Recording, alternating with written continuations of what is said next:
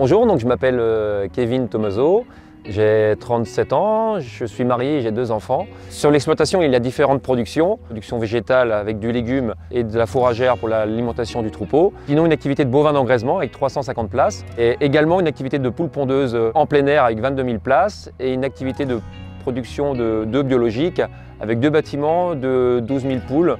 Donc, qui ont été construits en 2019. Alors historiquement, mes parents et mes grands-parents avant moi avaient une activité de poules pondeuses en cage. Quand je me suis installé en 2010, j'avais déjà porté la réflexion de transformer l'ancien bâtiment de mes parents afin de le rénover et aussi d'évoluer vers la production alternative qui, pour moi, correspondait mieux à mes attentes d'éleveur, mes envies aussi. Du coup, j'ai décidé de rénover donc ce bâtiment en cage pour le passer à 22 000 places plein air à partir de 2012. Et aujourd'hui, je suis évidemment très heureux d'avoir fait ce choix parce que dans le contexte actuel, c'est ce qui se vend le mieux et plus dans mes convictions personnelles aussi en termes de producteurs. Moi, j'aime bien voir des animaux qui volent, qui se déplacent en 3 dimensions. Le côté naturel de la poule, c'est de voler d'un système à un autre. Et c'est vrai que dans le système volière, c'est quelque chose pour moi qui correspondait mieux à la poule, comme si elle vivait dans son élément naturel.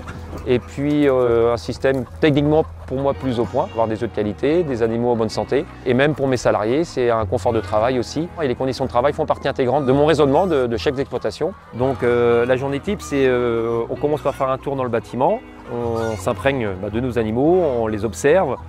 On observe s'ils consomment bien l'eau, on observe s'ils consomment bien l'aliment qui est dans les chaînes dans le système. On regarde physiquement nos animaux, la poule, savoir s'ils ont de belles crêtes rouges, s'ils ont un beau plumage, s'ils sont propres. L'observation des fientes aussi, c'est quelque chose d'important.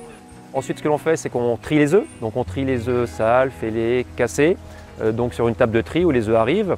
Et donc après, on note les éléments dans les cahiers techniques, ce que les poules ont consommé, bu, et aussi la production d'œufs de la journée. On va dire il faut une bonne matinée tous les jours sur la partie pondeuse quand on prend bien le temps de faire son travail. Une chose qui est importante aussi pour nous, c'est que c'est la traçabilité. Il faut qu'on sache du producteur jusqu'au consommateur qui a produit l'œuf. On remplit des bons de livraison avec des étiquettes que l'on met sur chaque palette. On aura la date de ponte écrite dessus, le nombre d'œufs, l'entité de l'exploitation, pour être bien sûr que les œufs qui ont été produits viennent bien d'ici. Moi, c'est vraiment une production que j'ai appris à aimer parce que historiquement, je suis quand même issu de la production laitière. Et c'est vrai que j'ai appris à travers mes parents et surtout ma maman à aimer ces petites poules. Et donc moi, aujourd'hui, en termes de projection, peut-être que dans les années qui viennent, je pourrais reconstruire un autre bâtiment en plein air aussi, pourquoi pas. Et voilà, les projets, c'est ça qui fait vivre aussi. Et je suis quelqu'un de projet.